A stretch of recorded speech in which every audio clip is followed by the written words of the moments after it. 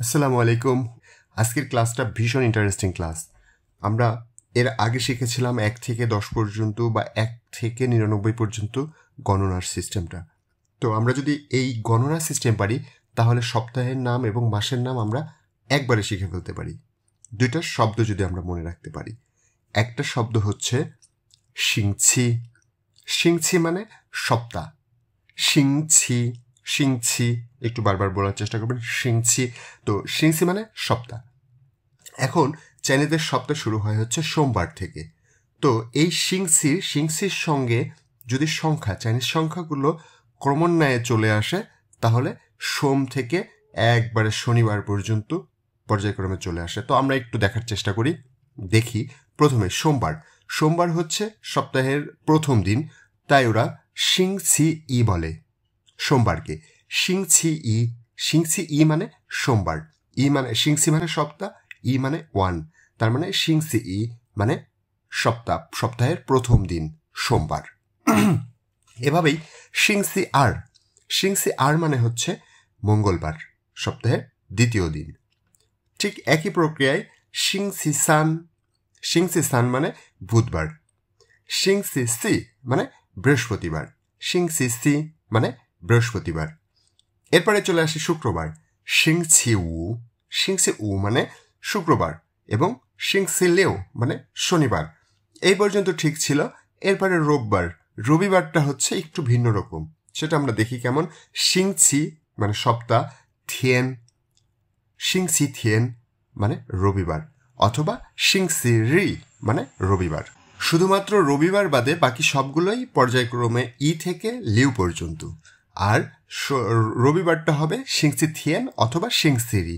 অনেকে সিংসি থিয়েন বলে, অনেকে সিংসিরি বলে রবিবারকে। তাহলে আমরা একবার একটু পর্যায়ক্রমে আমার সাথে সাথে বলতে থাকেন। সিংসি ই সোমবার, সিংসি ই মঙ্গলবার, সিংসি আর বুধবার, সিংসি সান বৃহস্পতিবার, সিংছি সি শুক্রবার, সিংছি উ শনিবার, সিংসি লেও। এরপরে সিংসি থিয়েন রবিবার, সিংসি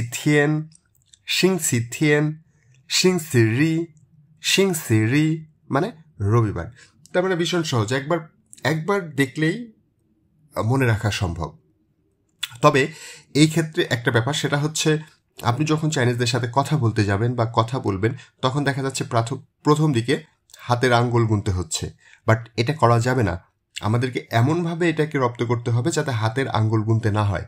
সেটা আমি যেভাবে মনে রাখতে পছন্দ করি সেটা হচ্ছে, যেমন শুক্রবার আমাদের কাছে ইম্পর্টেন্ট, সাপ্তাহিক ছুটি।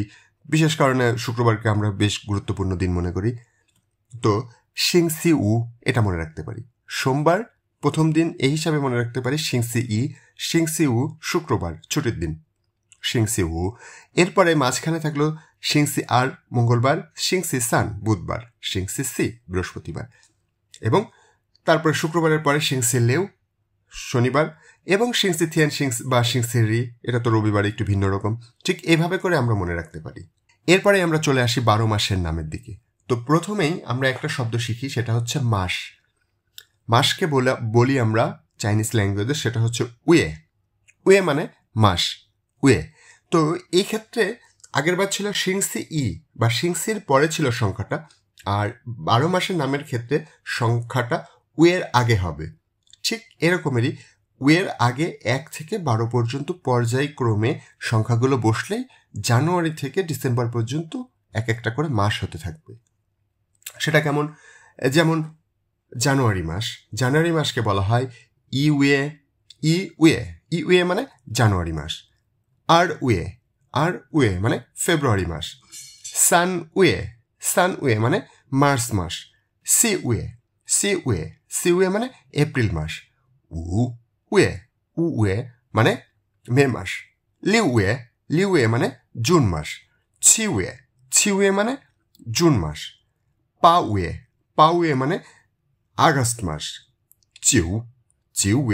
চিউয়ে মানে সেপ্টেম্বর মাস। শিউয়ে মানে অক্টোবর মাস। শিওয়ে মানে শিওয়ে মানে নভেম্বর মাস। শিইওয়ে মানে নভেম্বর মাস। শিআরওয়ে মানে ডিসেম্বর মাস।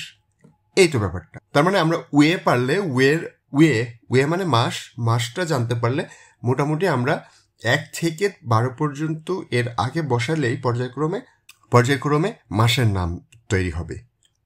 তো এভাবে করে আমরা মুখস্থ রাখতে পারি। আবার বিশেষ টেকনিকে, যেমন আগের মতোই সপ্তাহের নামের ক্ষেত্রে যেমন আমরা আঙ্গুল গুনে গুনে গুনে গুনে বলার চেষ্টা করি, আসলে এটা সঠিক না।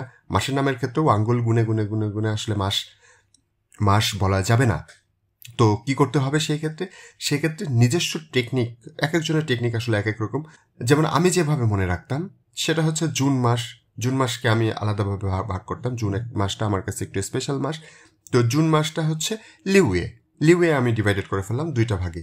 লিওয়ের আগে 5টা মাস, আর লিওয়ের পরে আছে হচ্ছে 7টা মাস। এরপরে হচ্ছে আগস্ট মাসকে আমরা আলাদাভাবে করতে পারি পাওয়ে মানে আগস্ট মাস।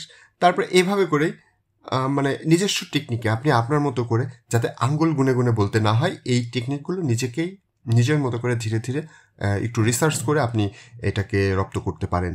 তার মানে এটা কিন্তু ভীষণ সহজ, আপনি একবার পড়লেই পারবেন। বাট আমাদের মেন প্র্যাকটিসটা হচ্ছে আঙ্গুল যাতে গুনতে না হয়, এই তো ব্যাপারটা। তো বরাবরের মতো একই কথা, প্রত্যেকটা ক্লাস ভালোভাবে শেষ করতে হবে এবং প্রত্যেকটা শব্দ অর্থ সুন্দরভাবে মুখস্থ করে মনে রেখে তার পরবর্তী ক্লাসে যেতে হবে এবং প্রত্যেকটা ক্লাসের প্রত্যেকটা পার্টি সুন্দর করে একদম পারফেক্টভাবে শেষ করে পরের ক্লাসে যেতে হবে। ধন্যবাদ। পরের ক্লাস দেখার আমন্ত্রণ জানিয়ে শেষ করছি। আসসালামু আলাইকুম।